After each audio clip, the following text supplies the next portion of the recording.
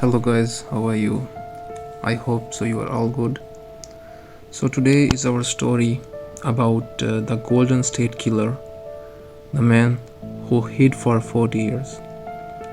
Imagine finding out that the man who terrorized your entire state for a decade was living quietly next door the whole time. For years, California couldn't sleep. People locked their doors twice, bought dogs, kept weapons by the bed. Parents didn't let their kid play outside alone. Women were afraid to be home by themselves. Police knew one thing for certain: the same man was behind attack after attack. They had DNA, they had descriptions, they had a pattern. What they didn't have was a name. And then, in the middle of it all, he vanished. For decades, nothing. Until one morning in 2018, police knocked on the door of a quiet 72-year-old man. His name was Joseph James. This is the story of Golden State Killer. California, the 1970s. Before he had a name, he was called the East Area Rapist. He didn't just break into houses. He studied them first, watched routines, learned when people are gone, when they were asleep, when the house was vulnerable. He terrified communities around Sacramento. And the terrifying part was how good he was at not getting caught. He moved like he understood exactly how police worked. He left almost nothing behind. He would strike, then disappear into the dark. Every time police got close, he was already gone. In 1978, a young married couple, Brian and Katie McGlory, took their dog for a walk in Rancho Cordova. They never made it home. Both were shot dead. Investigators would later tie their murders to the same man. Police weren't just hunting a rapist anymore. They were hunting a killer. And he was still out there. The FBI would later attribute roughly 45 rapes, 12 murders, and over 120 burglaries to this one man, spanning 1976 to 1986. Sit with that number for a second. More than 100 homes invaded, dozens of assaults, a dozen lives taken, all connected to one person nobody could identify. People changed how they lived. Alarms, dogs, guns under the pillows. This wasn't just fear of a stranger. It was fear inside your own home, the one place you are supposed to feel safe. But he made a mistake. He left DNA. Back then, there was no massive genetic database to search, but the evidence still did something powerful.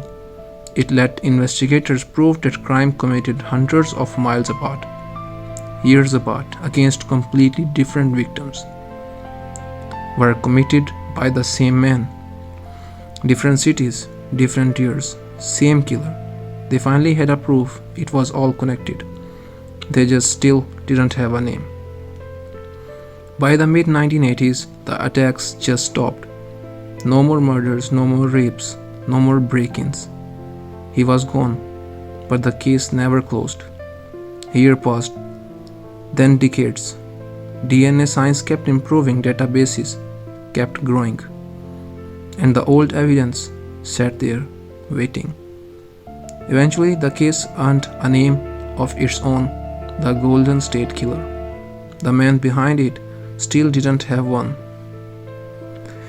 Investigators tried something that had never cracked a case this big before: investigative genealogy. Here's the idea: you didn't need the killer's DNA sitting in the database. You just need a distant relatives. That relatives leads to a family. The family leads to a family tree. And somewhere on that tree is your suspect. Investigators built the tree branch by branch. The list of possible names got smaller and smaller, until there was only one left: Joseph James DeAngelo. He was 72, and this is where it gets almost impossible to believe. He wasn't hiding, he wasn't a fugitive. He was living an ordinary life in California, a former police officer with a family, a normal house, neighbors who'd wave at him in the driveway. To everyone around him, he was just an old man. Investigators believed he was something else entirely.